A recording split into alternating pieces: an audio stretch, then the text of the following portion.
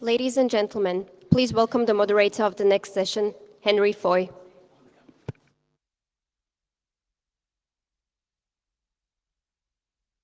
Good morning, everybody. Thank you for coming. While these guys get set up, the British government has a slogan to try to make people file their tax returns. It's tax doesn't have to be taxing.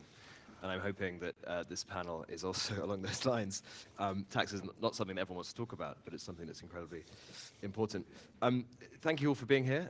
It's the second morning of GLOBSEC, of TATRA Summit, and it's lovely to see so many people here. Also, welcome to everyone who's watching on the live stream on the TATRA Summit website.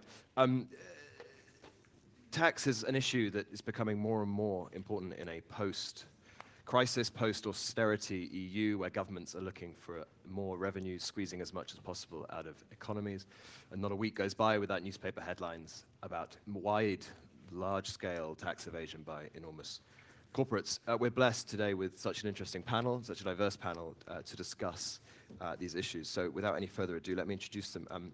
We have Dana Miga. She's the Secretary of the Ministry of Finance here in the Slovak Good morning. Republic. Good morning, Dana. We have Arthur Laffer. He is the economist and chairman of Laffer Associates out of Nashville. Grace Perez Navarro is the deputy director of the Center for Tax Policy and Administration at the OECD. And finally, last but not least, Simon Rionde. He's the head of financial intelligence and horizontal operational support at Europol.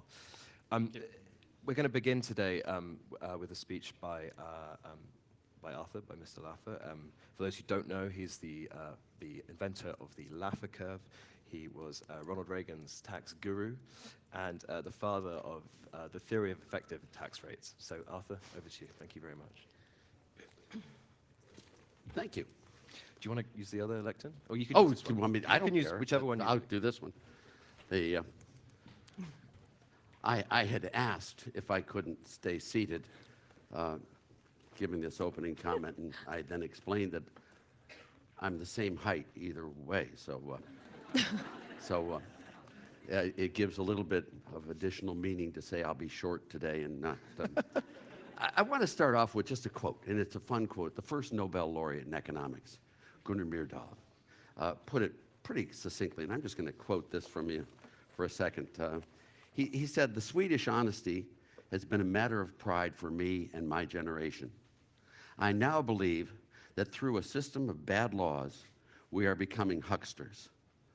Of all the inadequacies of our income tax laws, the most serious aspect is that it directly invites us to commit tax evasion and tax fraud."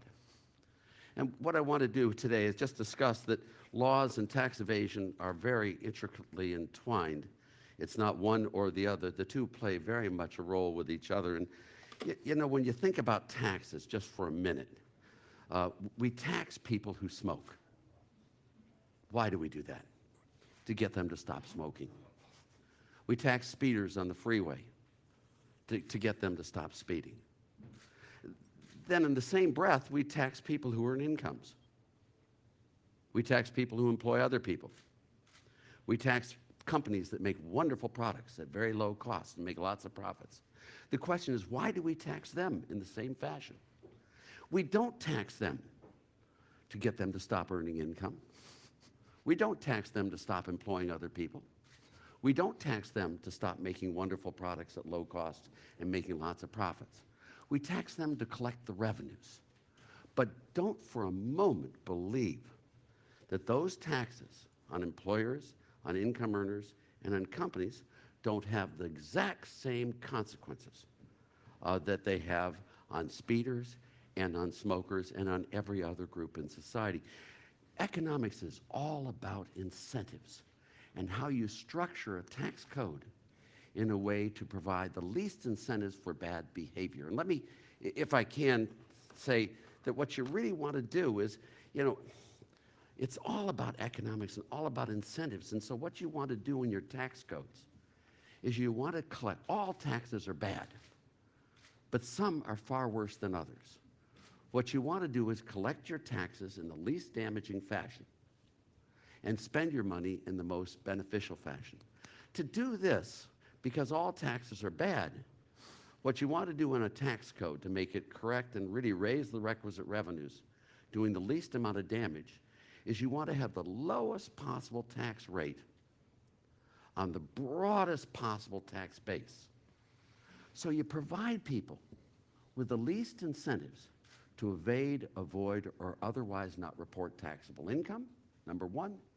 And number two, so you provide them with the least places to which they can place their income in order to avoid taxation. What I'd like to do is just describe here that this is the idyllic system on taxes. You know, taxes have to be fair to get voluntary compliance. And if you don't get that voluntary compliance, you're going to have all sorts of tax problems. And I'll give you one example that is perfectly legal in the United States, but it is tax problem of the most extreme form. In 2010, a Frenchman from Nebraska, his name was Warren Buffett.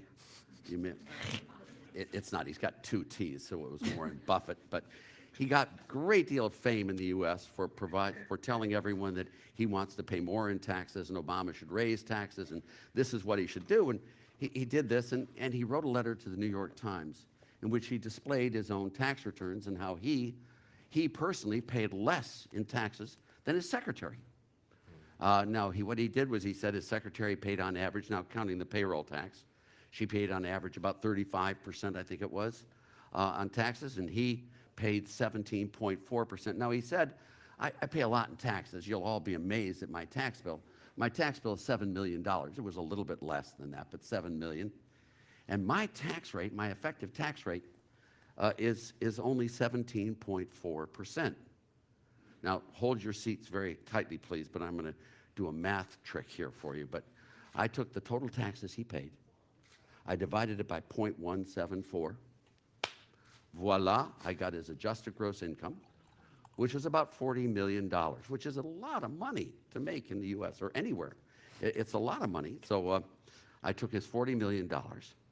And then I said, what is the definition of income? And we economists have a very precise definition of income. It's called the Simon-Hague definition of income, which is the correct definition of income, not counting the tax law definitions. This is the economic definition. Your income in any time period is what you spend, what you give away, and your increase in your wealth. That is your income for any period. So I took the year 2010, and I went and tried to calculate Warren Buffett's income from the economic standpoint. Now, he owns stock in a company called Berkshire Hathaway, which is his primary ownership, and he runs the company. His ownership of Berkshire Hathaway in 2010 went from $40 billion to $50 billion. His increase in his wealth that year was $10 billion. He gave away to the Bill and Melinda Gates Foundation that year. You can go to the website and see it. He gave away a little bit over $1.75 billion that year to the Bill and Melinda Gates Foundation, tax-free, of course, it's a gift, charitable contribution. He also has his son's foundations, which he gave a lot. I didn't go and look at those numbers. But when I looked at Warren Buffett's income, his income in 2010 was something in the order of magnitude of $13 billion from the economic standpoint, and yet he paid $7 million in taxes. That comes out to an effective tax rate, not of 17.4%. That comes out to an effective tax rate of 0.06% of his true income. Now that is not, the only reason I know that is because he voluntarily released his tax returns. But there are lots of people. The problem with our tax codes is you need to have a low rate, broad-based, so everyone pays their fair share.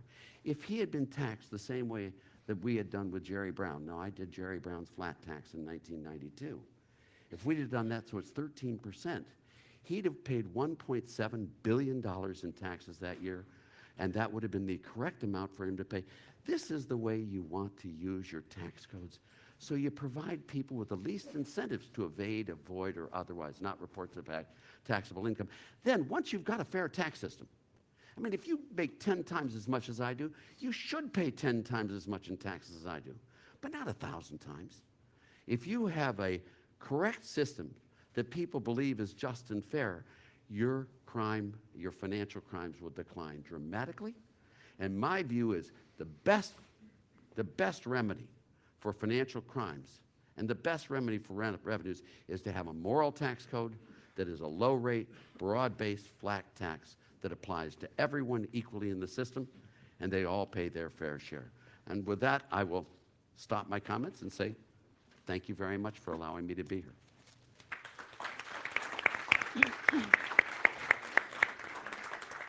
Thank you, Arthur. That was a fascinating introduction and very interesting points.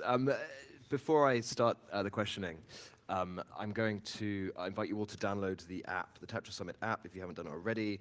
It's very efficient, it's lovely, and also you can submit your questions through there, which I will get through this very smart system. And if you have any questions on Twitter, please tweet with the hashtag GTS16, which is also on the back, and I will see them too.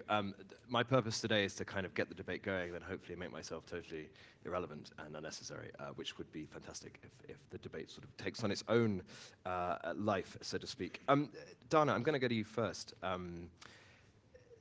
The topic here is about optimal fiscal policy. We've just heard there from Arthur about how income tax laws encourage people to evade, essentially, in your opening quote.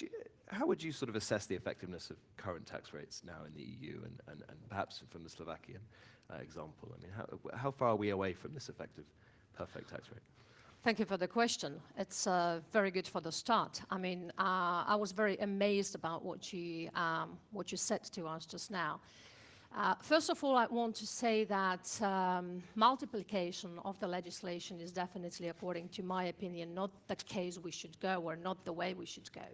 You know, we do have a lot of mechanisms how to tackle the fraud, how to fix the collection of taxes and make sure that everything is balanced in the society, in our economies. But we do keep multiplicating the law, and this might be a problem because on one side we are talking, and especially not only at the platform of EU, but at the platform of OECD about inclusive growth and prosperity. This is nowadays a top topic, and what we need is actually to dynamize our economies. If we're about to dynamize our economies, then we definitely need to have investments placed into our economies, whether these are domestic or these are international. Do you agree with me, Arthur? I do. I'm so happy, you know, he is a master to me. So, how can I not agree with you? You're right. So we are seeking for the investments, but the more, for example, the foreign direct investments we have, the more we are open to potential crimes as well, because I don't want to talk about only tax evasion, which is the crime side of it, but it's also about avoidance. It might be legal, so it doesn't end up with someone's being put into the jail, but the state is short of money, and the state needs to fulfill its basic functions, because the business is not putting its hand into every single sector of the society. If you can't generate the profit, then you're not interested to put your hand into it. You don't want to take any responsibility, not talking about the administration burdens you have even before you start running the business. So this is a situation, one side of the coin is let's attract investors, let's have tight regulation, let's be, fighting for more harmonization. But on the other hand, the more open you are, the more space, if the legislation is not precisely and explicitly defined, might open the door for the tax evasion or for any kind of the fraud.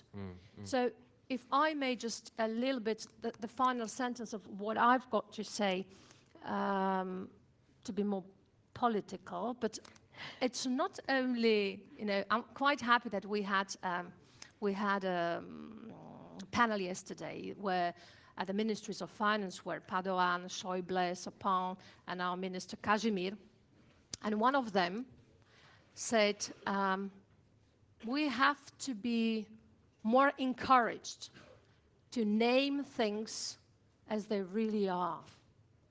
Let's have this political correctness to be the golden geese or goose, whatever, but let's not worshipping the political correctness.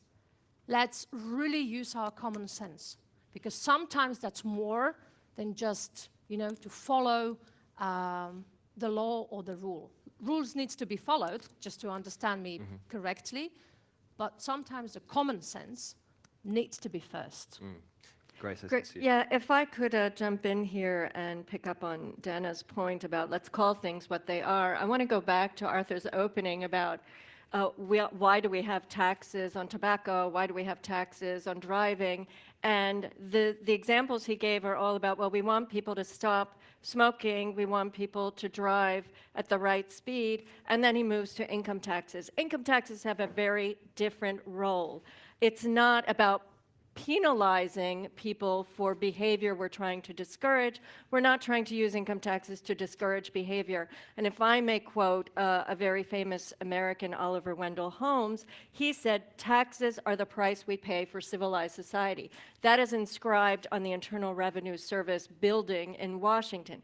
That's what we're using taxes for, to finance the public services that citizens demand. Now, so I have to say, I started this with thinking, oh my God, I'm just going to hit this guy if he keeps going this way.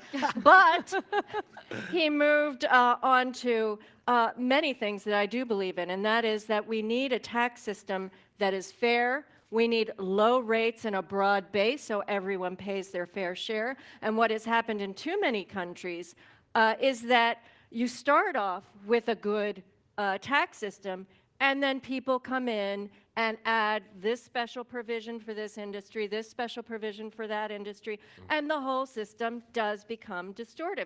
Taxes are distortive of any economic activity, and so you do want to have the least amount of tax necessary to finance the public services that your government and citizens desire. There's a great quote from a Frenchman, one of the former finance ministers, I think it was to Louis XIV, where he said, tax is the art of plucking the most feathers out of the goose with the least amount of squawking. And so you want to have the resources that you need, but you don't want to overtax and have this very complicated system where you can have Warren Buffett legally pay such a little amount of tax. Simon, I'm keen to get you in here, and we might need your Europol experience if this kicks off. But Arthur, the antagonist in me says that I should let you respond to that. I agree with you.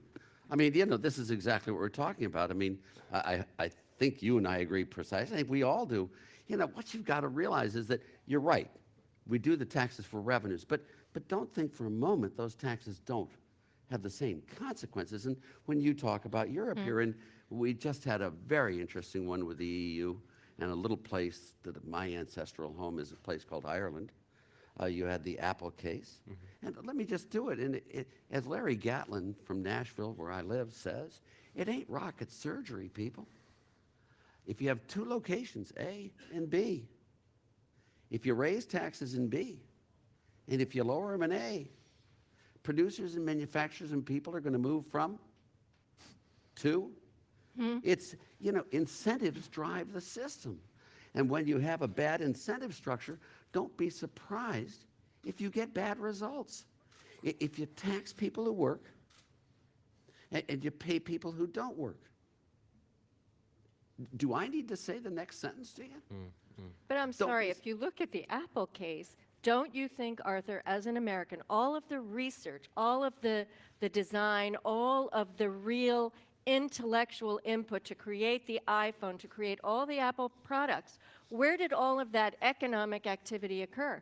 It occurred in the United States. And I agree, it's our tax codes that are driving them away. That's the problem. If we had a low-rate, broad-based flat tax, you wouldn't have had Apple leaving the U.S. You wouldn't have. The inversions were really just tax-driven. That's what they are.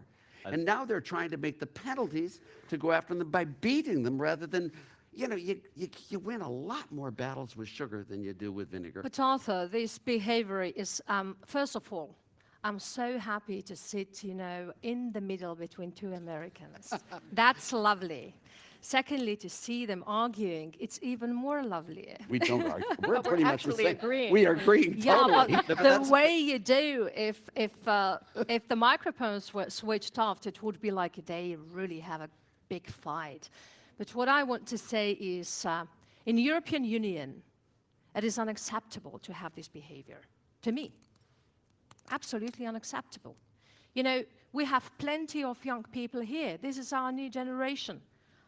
How can they trust our governments if we're allowed to, compete each other on the level of the government? That's the first question. The second question would be, like, have we really, I don't know, maybe I missed that point in the last time, but have we already answered the main question within the European Union, whether we want to go for more harmonization or more sovereignty?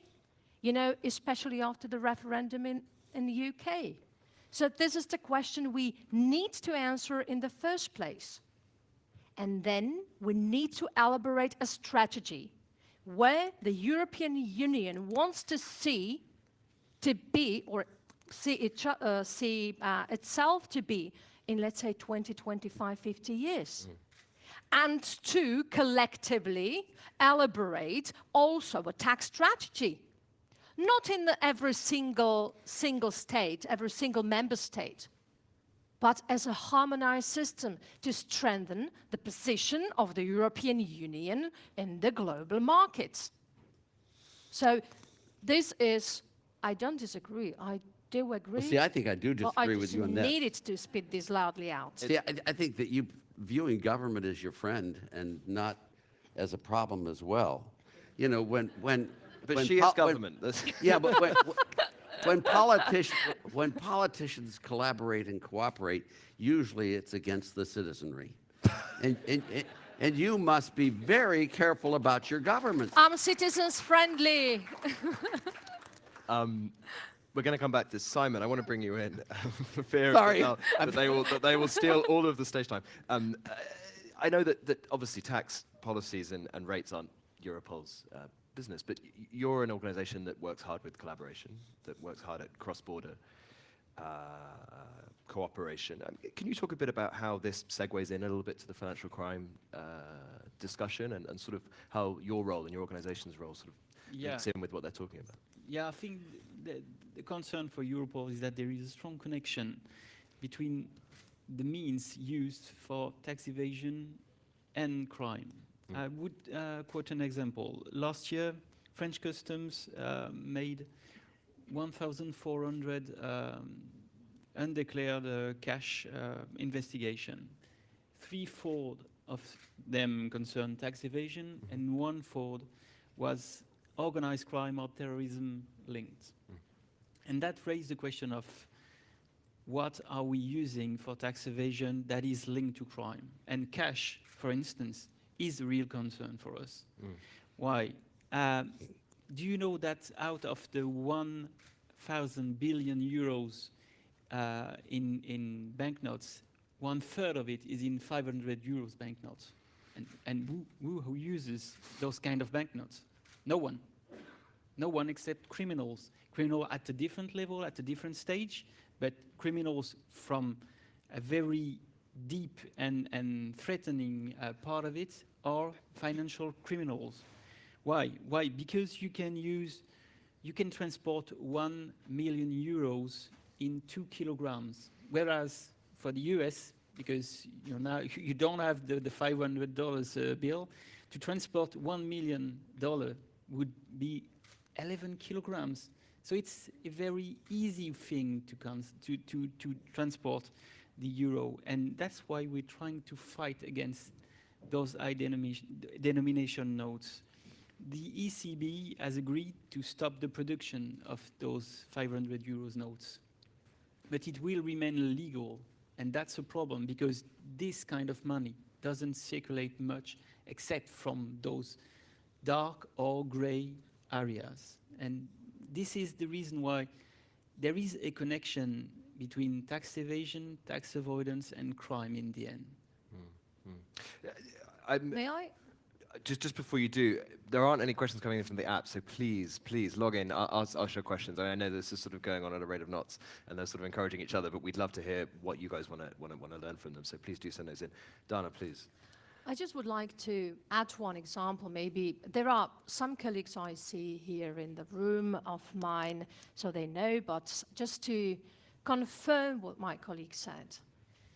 As you know, Slovakia has the border with the Ukraine, and there are two rivers, Uch and Tisa.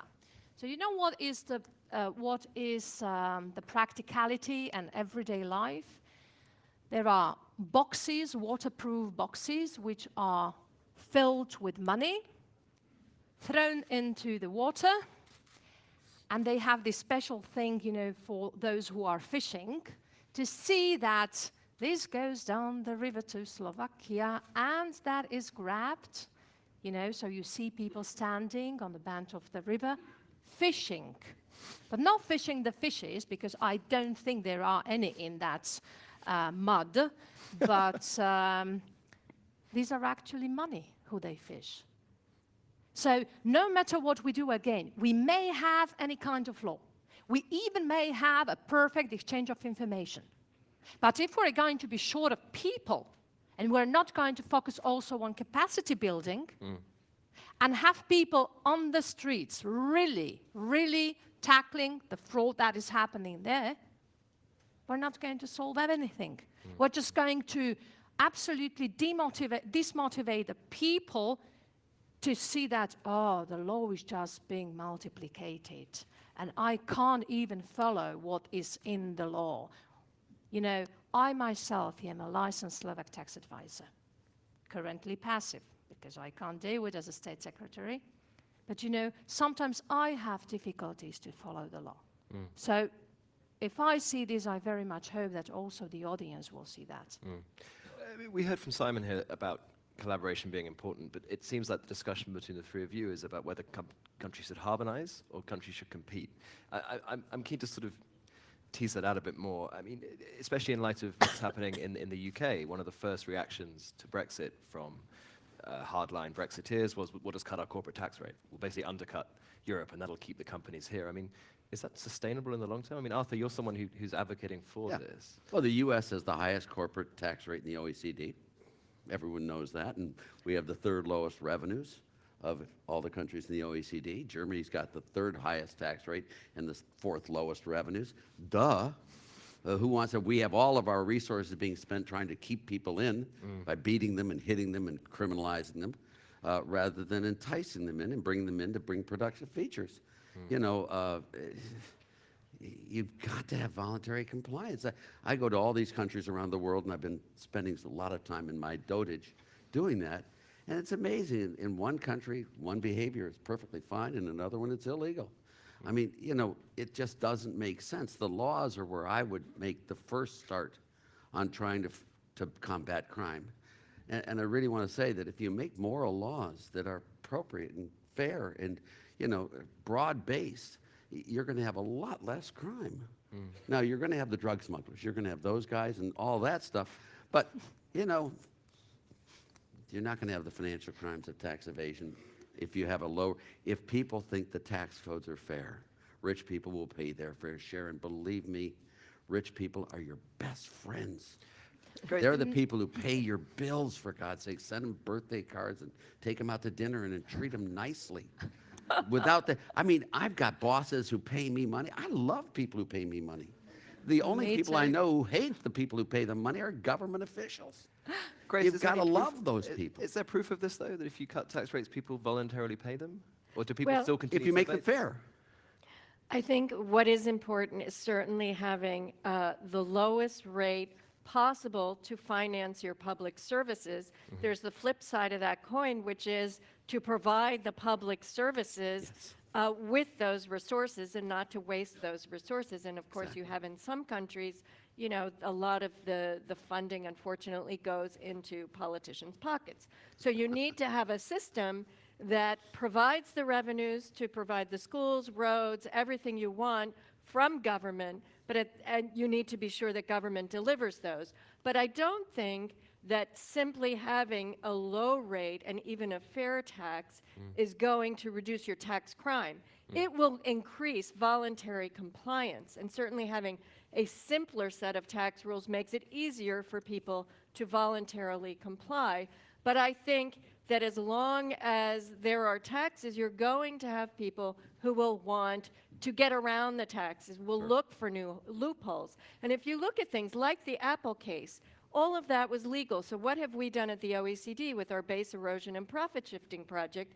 We have said, if we don't like the outcome of the current legal system, we need to change the rules. And so we put out a package of 15 measures for countries to then take that, implement that, to ensure that tax occurs where the economic activities and the profits actually arise. So that deals with your tax avoidance issue. On tax crime, it's far more complicated, and especially when you get into situations where you have not only the tax crimes, but money laundering and other illegal activities mixed in. And here, I think, because criminals are always several steps ahead of everybody else, and certainly several steps ahead of law enforcement officials, you do need cooperation among the tax authorities, the anti-money laundering authorities, police, all the law enforcement authorities, so that you can harness the expertise, the technical expertise, but also the information that each law enforcement agency has.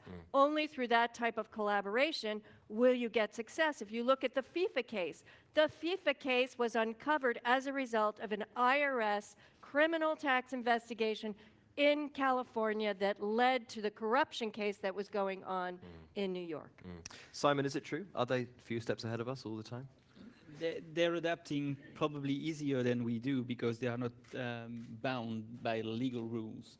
But we also... God, it's always the law, eh? But Those criminals avoiding the law. But we're also adapting and cooperating, and that's what's important. For instance, last year we had a major operation with DEA and CBP and Europol. First joint investigation team between the US and the EU, the TATRA case. It started as a money laundering scheme for the Colombian drug lords. And the money laundered was up to $1 billion a year. But it led us to the super facilitators, the money launderers that were Lebanese and that were in contact with Hezbollah. And they had those connections, and they used the money, the percentage, up to 5% out of it, so that's some kind of money, to purchase weapons and means for terrorism.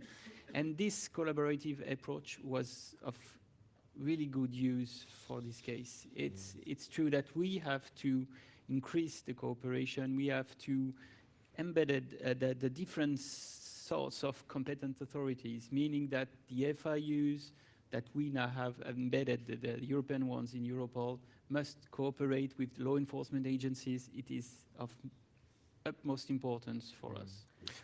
You're absolutely right, if I may intervene.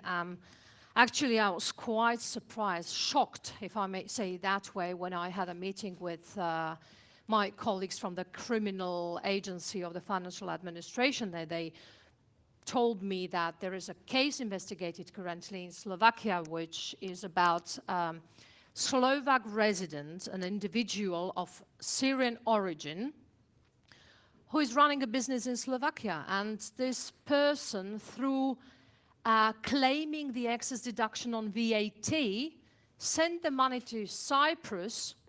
He actually this way supported the television, which was ISIL-friendly, and also at the same time, he used to send the money to ISIL itself. So now you see, and I want to support what you just said, that there is nowadays a direct linkage between committing the tax crime and also financing terrorism. Because most of the tax evasion that is happening is used for financing the radical and terrorist activities. And this is what worries me the most, especially because when I travel quite often to Brussels and I see, you know, all the soldiers and the military cars, etc. This is something that I haven't known yet. I mean, that was the first time, and I have to tell you that I experienced myself just a couple of months ago at a terrorist attack in Brussels. I don't want to have that in Europe. To bring it back a little bit onto corporate. Can I just, Of course, yeah. just one little thing there. Be careful how much power you grant. Because the power granted in these cases, I fully agree with and totally, but the government that has the ability to give you everything you always wanted is also the government that has the ability to take everything you've ever had. And there are limits to what you want to grant government the power to do. And I just want you to be very careful about how far you go and what purposes. You know, I've seen governments all over this world, and some of them aren't always altruistic. Sure. Some of them aren't always blessed by the milk of human kindness. And, you know, limited government is not the worst thing in the world. Arthur, I want to ask you a specific question. I mean, on the Apple case, I know there's other companies that do this, but not to single out Apple here, but would you argue that Ireland was completely within its rights to create a system that was beneficial to Ireland, to increase employment, to decide they would like more jobs and the prestige of having Apple than to have the tax revenue? Let me just say that I think Ireland has the perfect right to do that by legal means, but I agree with you totally. The tax base should be where the resources were created, the income was created. And how do you do this? The U.S. is the only one that has a global tax, that we tax the profits of U.S. companies anywhere where they make those taxes, which I think is incorrect. And I think if we had a VAT instead of a corporate profits tax, and if we had a flat tax just across the board like I did for Jerry Brown, where we got rid of all other federal taxes, it would fit with your definition exactly, because the VAT is where the resources are created, done. And that's the way I'd love to see it done. But the U.S., by taxing profits everywhere in the world at the U.S. rate, makes U.S. companies non-competitive. So obviously, what Apple does is does an inversion, so they don't have to do that. But if we had a VAT tax, I think that would be the way to get where the resources are created and the taxes are paid. But this is also, if I might just very shortly to add to it, this is also this Apple case in Ireland is not only about whether it generated employment, whether it helped the country to generate income into the state budget through which the functions of the state are being financed. This is also the other side of the coin is again, after this leak of what had happened in there with Apple, provoked especially young people to think of, can we now trust our politicians who make it public how transparent we are? You know, this is it. We need to name things the real way they are.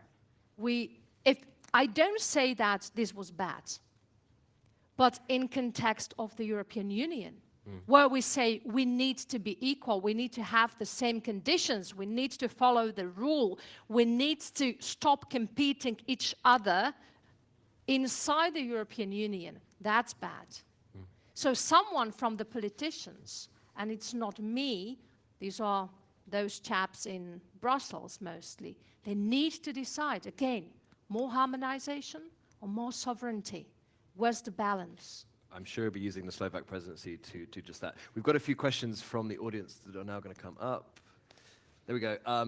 Thank you, Panos, for using your name, whoever you are, Panos. It's very, very nice. We've sort of touched on that in the last two questions, but I want to ask the bottom one. This is really interesting. It's addressed to you, Dana, but I think all four can join in here. I mean, this is a very good point. To make SMEs pay more taxes, you've got to make them see that there's benefit in it and that the government is helping them back, and there's a direct correlation between them paying more tax and them getting more state support. Someone needs to know me. Okay. But I wonder if you could talk a bit about that. Do you think it's SMEs that say, I shouldn't pay all these high taxes because I'm not making enough money, the government's not supporting me enough? I mean, we touched on this yesterday, Grace. Is this an issue that all OECD countries need to work out to support this core sector in the middle so they feel more part of the economy, they pay more tax? Yes, a lot of countries have established, and this is where you get a little bit of the tension between having a low rate, broad base, and trying to stimulate the growth of new businesses. But a lot of countries have established special programs, simplified programs for small and medium-sized enterprises so that they get into the tax system, have low rates, a simplified procedure for fulfilling their requirements so that they can thrive and not be tied down by the complexity of tax. And so you do have a lot of that. One of the things that we were talking about yesterday in the context of tax evasion is the whole issue of how much evasion can occur in small businesses. And it's really important to stamp that out early on, because eventually these small and medium-sized businesses will become, hopefully, your large taxpayers. But if they have started their business with a culture of non-compliance, they're likely to continue in that way. And so one of the areas we were talking about was VAT evasion and what countries are now doing to tackle that via technology. And there are some great new tools for countries to use to tackle that evasion so that you can cut down not only the evasion, which is important for government revenues, but also it simplifies processes for small and medium-sized enterprises like electronic invoicing, which currently within the EU is not a requirement except for public procurement, but that does simplify and increase compliance. There are a whole range of things that countries can do to kind of help small and medium-sized enterprises to function in the system without being weighed down by the tax system. But I think it's also the issue of morality. You know, I just continue basically because the question goes hand in hand with the previous one. Actually, when you see as a small and middle enterprise that there is a, I don't want to use it fraud, but, you know, not really a compliant activity happening in this M&E segment, then you logically come with the question, do I need to comply? When these big guys who are earning a lot of money and are being provided incentives, millions of euros, this is actually the hint and comment of the SME segment in Slovakia. I don't want to pay money if these big companies do not have to pay. So this is a very specific feature for the Slovak market. What I personally think, and I'm very happy for this question, and this is why I commented that someone from the audience needs to know me, because they need to know that I very much focus currently on SME segment, and I have already made it public that I'm ready to open the tax legislation in Slovakia and really to distinguish between the SME segment and M&E, which and this is what I'm extremely happy to have my colleague here, Grace, thank you very much to OECD and also the Commission to help us with the analysis and the outcomes of it, you know, which brought us suggestions and recommendations what we can do in order to support the SME segment. Because I personally think we are in the period of time where SME segment is becoming more important than ever before. And for me, this segment is the building block for our economy. As you know, just one example, you know that we have very open economy.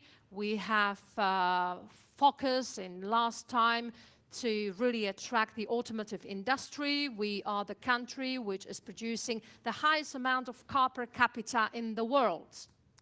But I ask, if we're going to do better economically, then the salaries are going to raise. Then we are stopping to be attractive for the foreign investors. So they just pack the box and go away. And this may happen in a couple of years, but it is a duty of our government and our state to think of this within the perspective of, let's say, 10, 20 years to get prepared for this particular situation. What if we just, let it go, and suddenly we appear in such a situation that there would be no one there, just empty plants, empty buildings, no employees, no production?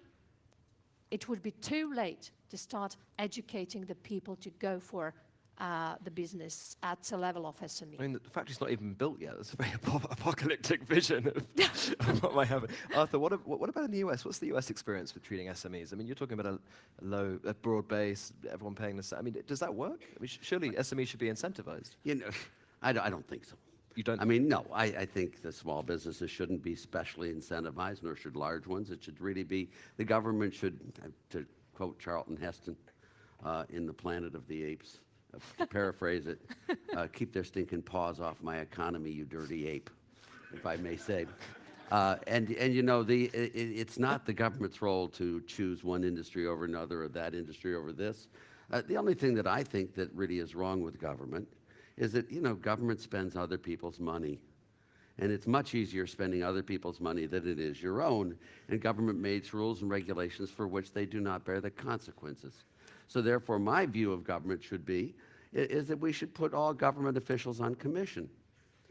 If your GDP grows at 3%, they get paid their full salary. If it grows at 4%, I have nothing you against double their salary. If it grows at 5%, you triple it. If it grows at 2%, they don't get any pay. If it grows at 1%, they owe us the money back. And make them be like the rest of us and bear the consequences of their own actions. Then and only then do I think government would really act responsibly, is if they were required to bear the same consequences they put on everyone else.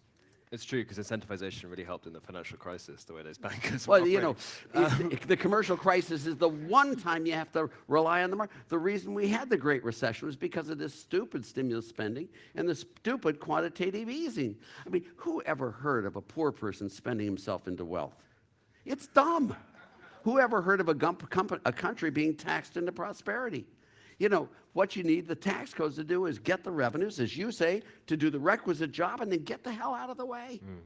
And then let the people solve it. It's not, take care of this, do that, oh my God. That's corruption in the fundamental sense of the word. So I don't believe in any of these special provisions for special companies, for special industries. I think it just shouldn't be done. First time that I disagree.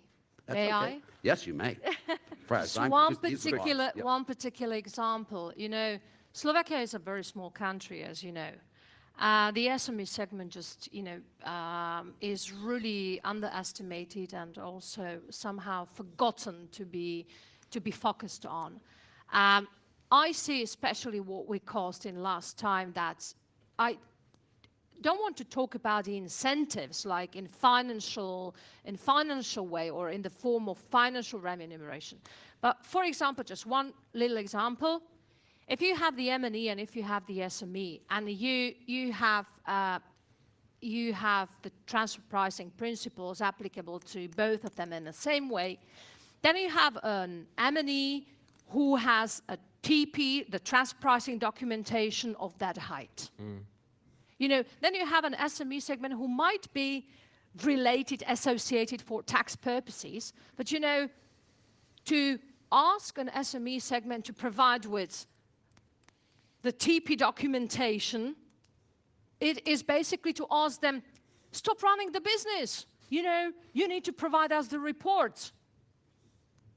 No, We and need to I find a think ratio. that's exactly right. That we need to balance it. You can provide incentives through the compliance mechanisms and not necessarily through the tax rates. But if you look at what some tax systems do, which is provide incentives for all, in theory, like research and development credits for all, the reality is who benefits from those research and development credits? The large companies that have profits to offset those credits, not the small businesses. So as long as you have that, and this is sort of the perpetuation of special provisions in tax codes, and this is where tax codes get complex, is you say you've got the R&D credits, but only the large companies really benefit. So then do you do something special for the smaller companies? Well, maybe what you need to do is change the whole system of incentivizing innovation and not have R&D credits and have something simpler.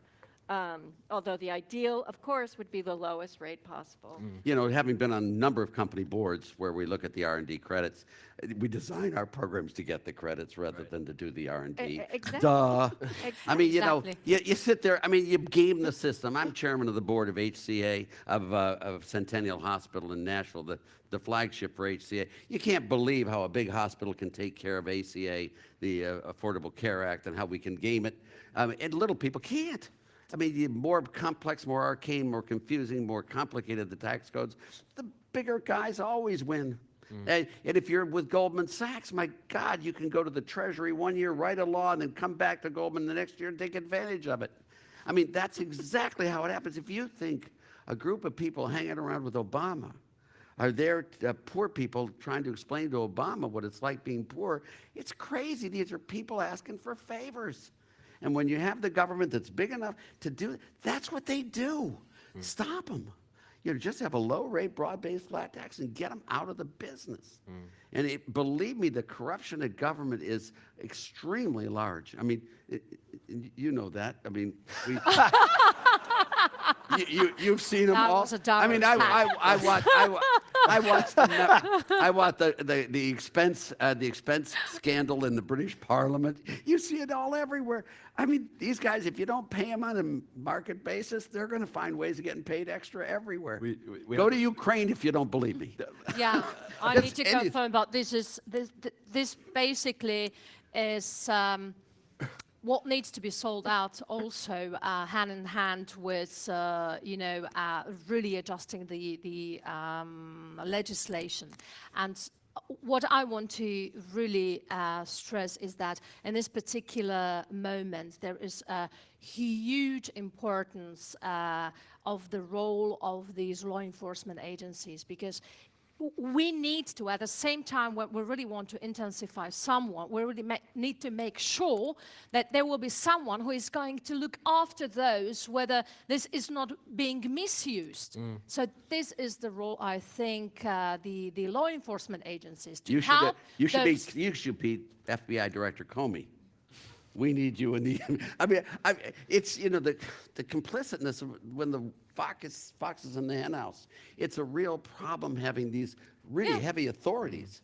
I mean, it really is a difficult system to keep clean. But- I believe that more than just law enforcement, because that's a too narrow point of view, it's the more competent authorities. And I strongly believe that the Financial Intelligence Unit has a very strong role to play in order to protect EU's and any country's interest. And that's this kind of collaborative approach that we aim at achieving in Europol. But yet we're still very small, only 1,000 workforce and 100 million budget. So that's small according to standards, but we're still achieving lots of things. And it's working because we don't take the lead, we just coordinate. We put the different types of law enforcement and competent authorities all together and allow them to share directly their information in a swift manner. We've got about half an hour to go, and I'm keen to get questions from the floor, but you have already been posting lots of questions on the app, and we're going to take one from them now. This second one here from Anonymous. Thank you, Anonymous. What is your recommendation on reforming the composition of taxes, therefore taxes on consumption versus income, capital versus labor? Essentially, are we taxing the right things to be efficient? Should we be taxing other things? Is that to me? You can kick off. Oh, I don't. I'm sure you'll say something controversial, and we'll... No, I won't go say ahead. anything controversial. I mean, there's an exact correspondence between consumption taxes and factor taxes. And you can just choose those taxes which have the least costs of collection. The reason I like a low-rate, broad-based flat tax on income and on VAT is because I want the least amount of self-reporting that is necessary.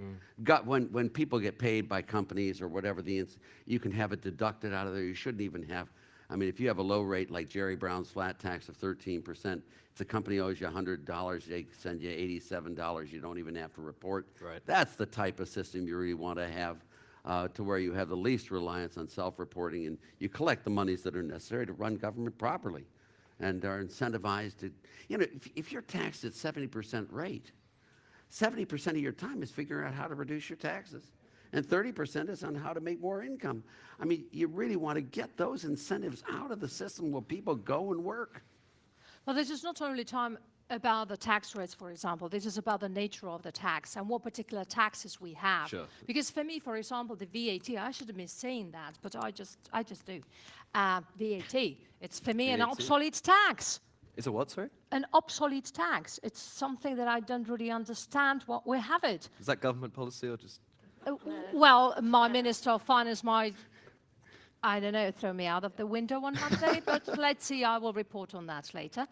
But I will tell you one exact example. Back in 2008, the income tax, the corporate income tax in Germany was over 30%.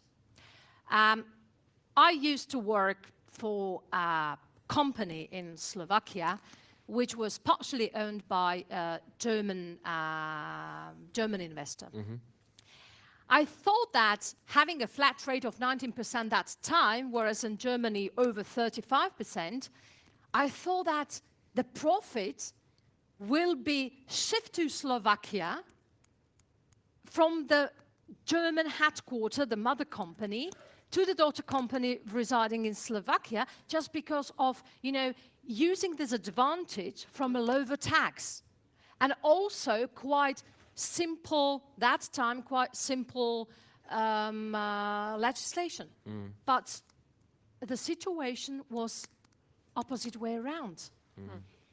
There was really a lot of SLA agreements, the service level agreements, through which the German mother pulled the money out of Slovakia, and the reason was consolidated profit, rating, in international rating, therefore better interest rates in banks, Sure. etc., etc.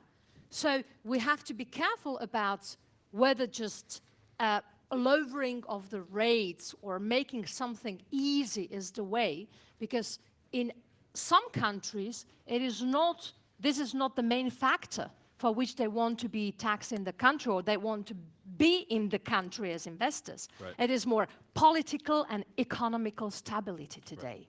No, Grace? I think that's right, that tax is not the only factor to drive investment. Sure. The other thing to consider is that every country is different in terms of the composition of its economy. So if you have an oil-rich country, you're not going to need the same type of tax system or mix of taxes that a non-oil-rich country or a landlocked country would need. So you really need to look at the economy. The other thing, speaking of the economy, is you need to look ahead, because what is happening right now, all these large companies that have been in the newspapers about not paying their taxes, well, what are they? They're part of what is called the digital economy. Sure. And the activities of these companies are not factory-based. So you can worry about losing your factories anyway, because with digitization, with modernization, companies are going to be more automated. You're going to have robots, fewer jobs. So you're going to have to be thinking about those lost taxes on wages anyway, because of the changing nature of the economy. Sure. So I think there isn't any magic formula to the mix of taxes you have, but given that intellectual property is now the largest generator of profits, and that intellectual property is highly mobile, you need to take that into account in your tax mix. So what a lot of countries often do is they say, well, what isn't mobile? And what isn't mobile is your property. So property taxes are sort of a reliable source of revenue. And people are not that mobile, although they're getting more mobile. Yeah. Just before we go to the room, Simon, quickly, I mean, there's been a lot of talk about carousel fraud, VAT fraud, this part of the world that's been really cracked down upon by the current Slovak government. I know the Czechs are trying to do the same. Would getting or lowering the reliance on VAT make it easier for people like, for your agency? I mean, is it a way in which criminals can exploit the system? I think that it's mostly about the transparency that is asked to the companies. The mechanisms are still a little opaque, and that creates the opportunity to have those massive VAT frauds, and it's something that needs to be addressed. Yes. Thank you. All right, questions from the, yes, the lady here. If you could state your name, your organization, and make your question as brief as possible so we can get as many questions in. Thank you. I can't hear you. There we go. Okay, now. Hello, my name is Dovilė Šukytė. I come from Lithuania Eastern Europe Studies Center. So first of all, as person coming from international relations area, I want to compliment. It has never been such entertaining to talk economy. And myself being a young professional, I would like to ask you, well, talking about taxes, should there be a special approach when taxing young people, young global people? And basically, I would appreciate if you could address the issues we have here in the Central Eastern Europe. I mean, brain drain. Could we avoid brain drain by having, I don't know, some kind of special taxing mechanisms? Thank you. Awesome question. As another young person. This is an I mean, at the end of the day, ongoing pensions are a great big topic. Ponzi scheme, right? And I'm paying for them. What do we think? Arthur? If I'm the oldest person, so I shouldn't answer it. But no, I this, come from the region. if you're saying countries should compete against each other for the most effective tax rates that encourage people, should generations compete between each other as well? Of course.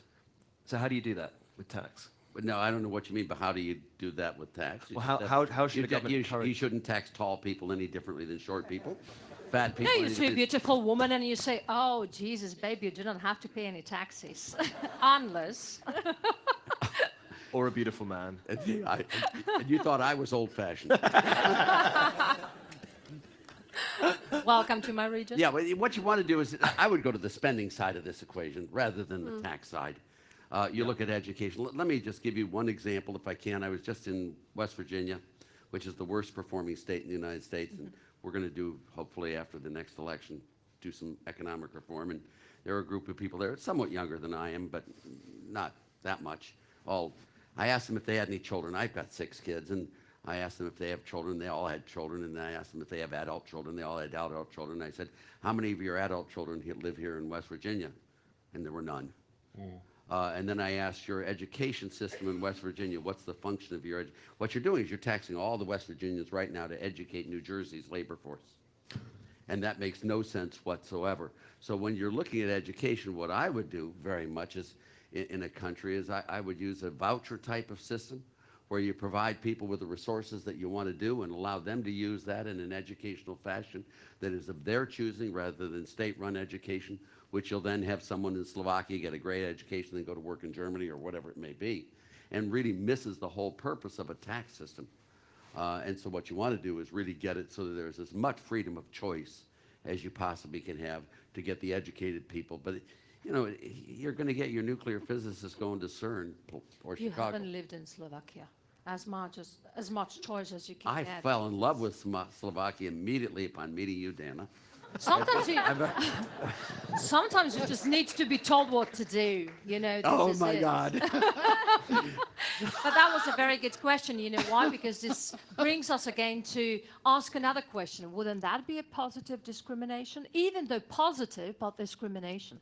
But believe me, we have started to have these thoughts at the Ministry of Finance before I actually went public with this upcoming, the intention for the upcoming reform in our tax legislation. You know, we suffer very much from having young people kept in Slovakia. They rather go abroad, and I don't want to say that we all bag of bones, need to be taxed better, or the young people can't be paid better or taxed, more in incentivized way. But this really requires not the tax persons to decide about it, not our Ministry of Finance or Ministry of Economy. Right. This is more a social or the question for sociologists, someone who really can professionally assess what kind of impact it is going to have on the society. And as it was very good mentioned here, there is a difference even between Slovak and Czech people, and the way how they look at certain decisions of the governments. So imagine that we used to be one country, Czechoslovakia. We do see the huge differences between us today. So imagine how big this needs to be between countries like Netherlands and Slovakia, for example. You know, we really need to respect, and this is what I very much agree with you, with respect the regional differences. Sure. Also, not only as far as we talk about the economic terms and, you know, well, the appearance or the economic stability as such, but also a cultural background of the region, because that makes people to think certain way. And that certain way, again, brings people to make the decisions. So this is what I can't answer, but it was a very good question. Great question. We have a question here, the gentleman in the first row.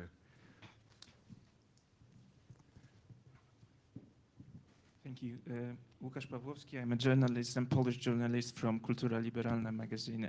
There are so many things I disagree with, so it's difficult to pick one or two questions. But first, to Artur, how would you stop a race to the bottom if you introduce your kind of policies? If you argue that you have to create tax incentives, how do you stop the race to the bottom actually lowering tax indefinitely? And don't tell us that there is some tax rate that people would find fair.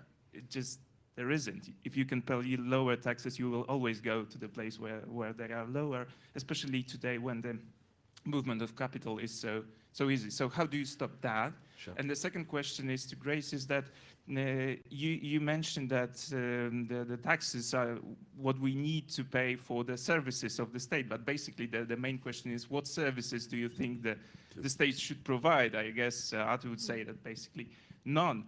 But Where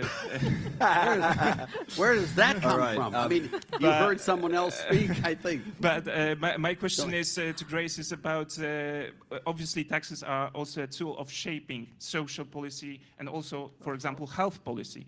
How would you respond to the ideas of introducing, like, for example, a sugar tax? Łukasz, bardzo dziękuję. I'm going to cut you on off there. Arthur, how Yeah, how we go? and I think I can go with Grace maybe on this as well. I mean, I was talking about taxes. It's the full fiscal policy, of course. It's what you got to understand is that it's, except for sin taxes, all taxes are bad. Some are worse than others. What you want to do is collect your revenues in the least damaging fashion to the overall system. And then what you want to do is spend your money in the most beneficial fashion. I am not against government programs, to be honest with you. I may have been against the Middle East war, which I was, which is a lot of the problems here now. But when you look at the programs here, what you want to do is spend your money in the most beneficial fashion and collect your money in the least damaging fashion. Then when the benefits of the last dollar spent are just greater than the damage caused by the last dollar of tax collected, stop already. Government has to be in partnership with the people, not the boss of the people, not the other. Government is a part of creating prosperity, and government spending programs are very much a part of that. Education, highways, whatever else you think, health policies, all of that. But you never want to mix a negative system inside a positive system or a positive system inside a negative system. Taxes are a negative system. People try to do the most they can to report the least income they can. If you want to help someone, don't use a tax credit or a tax deduction or a tax exemption. Use a spending program. You collect the revenues, and then you write the checks to the programs that you want to help the most and make it transparent and clear. I'm going to use the child tax credit as my example here. All right, we have a child tax credit in the U.S. income tax. So you get a credit for having a child, and it's on your income. There are some mothers with children who are not taxpayers, and they therefore don't get the child tax credit. If you made it a direct spending program, you could make sure you hit all the people correctly who have the children. And don't mix spending programs inside tax programs. Have your taxes, just as Grace said, the lowest rate, broadest base to collect the revenues you need, and then write checks for the types of programs you want. But remember, it's limited government, not zero government as you accuse me of. It's not zero, but it's not infinite either. You know how to balance it, and hopefully the democratic process gives you that correct balance. Thank you, Arthur. Grace? And it's the democratic process that is key, and every Yes. country is different. I think what Arthur has been explaining is very much a certain U.S. view. But if you look at countries like Sweden, Denmark, the other Nordic countries, they have very high rates of tax. They also have very high rates of compliance with the tax laws. So not everybody is trying to cheat on those taxes because they feel that they are getting the government services that they want and of the quality that they want, because that is what you hear. I mean, they have a very, very small tax gap. And I think it's because of the democratic process there, where people in the Nordic countries, and each Nordic country is a bit different, but they want government services. They want the healthcare. They want the education. They want the services provided that are provided by those governments. And so that is why those countries are able to maintain relatively high taxes. And I think this issue that Arthur raised about don't use the tax system, it is true that increasingly governments use the tax system to provide different benefits. And why? Because tax administrations are pretty effective in many countries. We're going to have to go for more questions. I'm sorry. But just before we do that, thank you. I just used the Gunnar Myrdal quote from Sweden.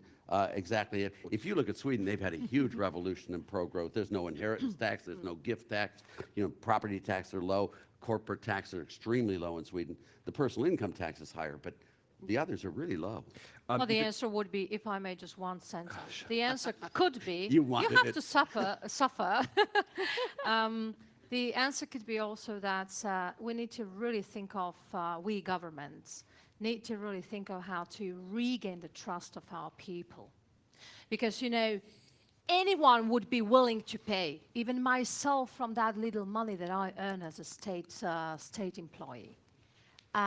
You know, if I went to see my doctor and that I would appear in a beautiful place with a perfect assistance by the doctor and nurses and everything, but you know, when you need to pay more and more and more to get certain standards, and you ask yourself, where's this money gone? Sure. Is it in a black hole? That's the problem. So I do understand, because Poland is just above us, and this is the region. So, you know, again, it shows how different we are regionally, and what culture we are, which is influencing also the way of thinking. Thank you, Doc. Just quickly, thanks for being so active on social media. We've got some great tweets here. It's very kind of you, Doville. Thank you so much. Some great quotes here as well from Grace and Arthur. Okay, any more questions? We want to be very brief. Yes, gentleman here in the third row. My name is Ivan Kun. I'm a political analyst from Conservative Institute from Slovakia. Sure. First of all, I would like to say that this was one of the best discussions. Thank you. No statements, just ever. questions. Thank you. Thank you. Because in most discussion related to EU, the discussion is about the spending. Yesterday we had the discussion about the EU spending in the next programming period. It's always where to spend, how much, how increase. Finally, there was raised the question where these money are getting. Unfortunately, it was raised not by European, but I think it's time to ask this question in European Union.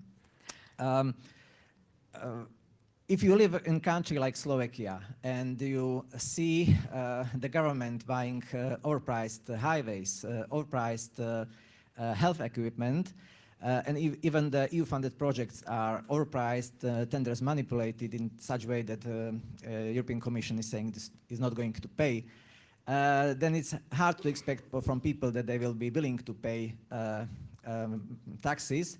So then you have a competition that the government is stealing money from people, and people are stealing money from government. It's a not great paying question. taxes. Thank you very much. How do we make sure that disconnect is not broken, that we don't have a situation where people feel like their Not governments to are be spending too much? corrupted, not to overprice the tenders. This is the very simple question. But, you know, the way how to do it is quite difficult, because you live in the system, and system is bulk of procedures, bulk of processes, and it's also about people.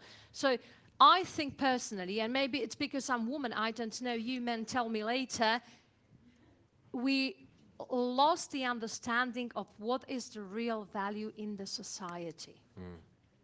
And this is what I think we need to start from, to really think where we want to see us, and if we want to see our children to be happy in what we have prepared for them, for their future.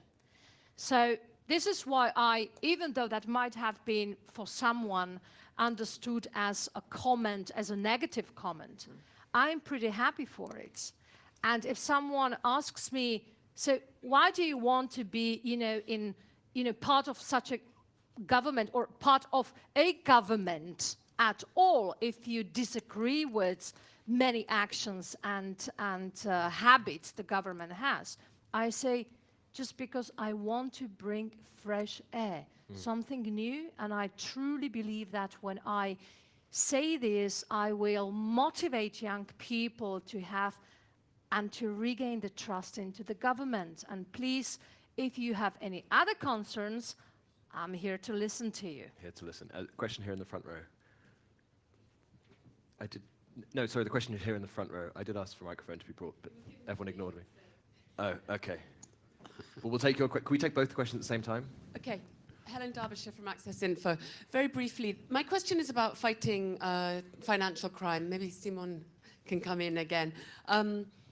Some of the biggest tax evasion scandals that we've seen in Europe recently have come from leaks of information. We can think about LuxLeaks, what we've learned through the Panama Papers. My question for the panel is, what kind of transparency measures do we need to permit investigative journalists, anti-corruption organizations to help governments in the fight against financial crime? Because what we're seeing is that this is closed-off debate, and I don't think we're getting really the complementary measures in terms of transparency to address some of the issues that you've been talking about. Thanks. And we'll take this. Yeah, again, Poland. My name is Małgorzata Bonikowska. I'm a political scientist, so I've never thought taxes could be such a fascinating subject to discuss. But just one question. In my think tank, we follow very much labor market. And the phenomenon which is very much going on, and I think this is the future, it's global teams. It's people who join to do the projects, and they live in different continents, different countries. And of course, this is a new phenomenon, but if this continues, and let's do a social fiction, 2050, how this phenomenon will influence tax systems in the countries which are still national? It's a great question. Simon, do you want to come in on the financial crime transparency? Yeah, it's a sensitive issue. But for sure, it's interesting to have those information in the open sources, meaning that regarding Panama Leaks, for instance, we then process the information, and we probably find or probably have found some connection with criminal organizations. So it is really important that somehow, but that's not for me to say how, there is some transparency around those issues through journalists or whatever sources.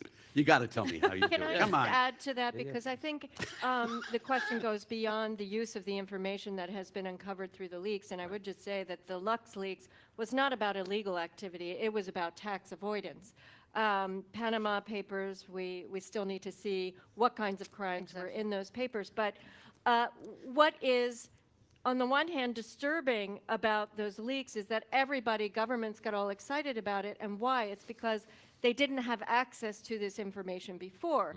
But what I would say is governments should not have to rely on leaks, information that is illegally obtained, to carry out their jobs. And that's why the OECD has worked on increasing transparency by requiring now automatic exchange of banking information, which is going to start in 2017.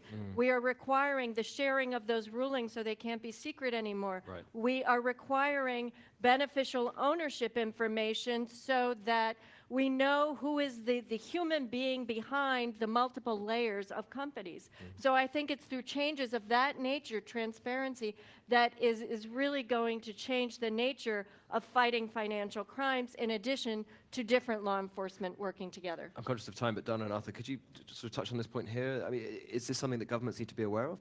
I don't really know. I mean, you're way outside of my range Yes, of I area. can answer that question Sure. too Please, yes. on the global teams, because that is precisely what is happening with globalization. You have companies operating all across borders, people working in teams. My nephew works for this company where every single person is in a different location of the team. There's no one in San Francisco. There's a beautiful building there, but no one there. So how do you tax these people? Well, you have to tax based on where the economic activity generates the profits. And that's, Yeah, no, right. it's not in the cloud. It's going to be in different countries. And that's why we have things like transfer pricing rules. That's why we have tax treaties to determine the allocation of who gets to tax what and to avoid double taxation. Just one little comment to it. You know, I learned that not every member state of the European Union is a signatory country of OECD. Now we have it. I mean, we went to a globalized world. We are on the globalized market, and we want to have fair taxation. We want to be more harmonized in the main tax standards and policies. But on the other hand, we see also at the level of the European Union that as if there was not really an interest to enter into this fairness or a fair world. So the globalization is great for dynamizing our economies, especially those like Slovakia, which are open and export-oriented.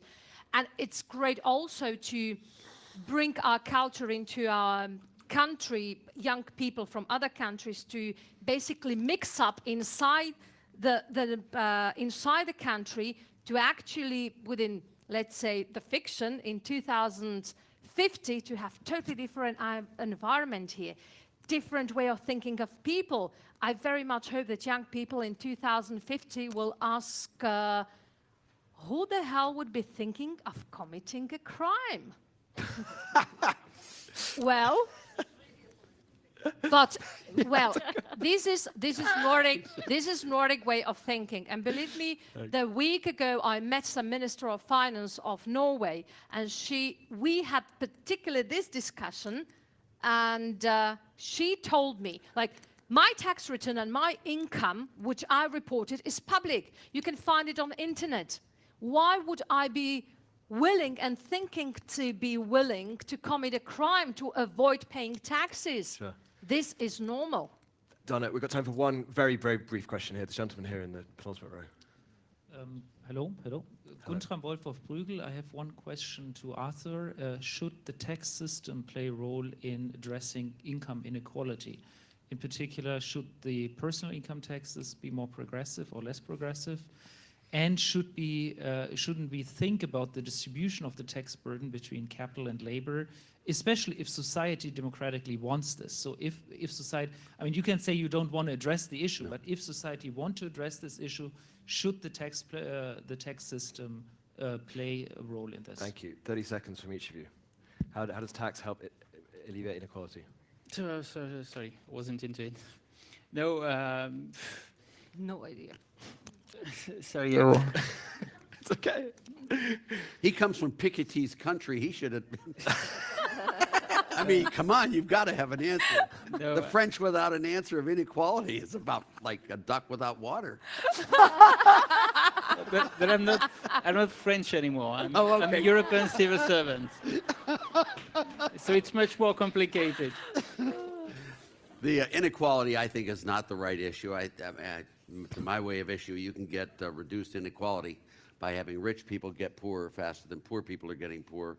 I think the real key is poverty, and how do you lift the bottom rather than pull down the top, is my view. And you can do it through enterprise zones, which I wrote back in the early 70s in the U.S. to get those areas of the inner cities. Now, that's a U.S. problem, I think, but those areas in the inner city have enterprise zones where they have no tax at all, no payroll tax, no income tax to bring the jobs and growth in. I think there are tax ways of bringing it in, but I think the progressive income tax is the killer.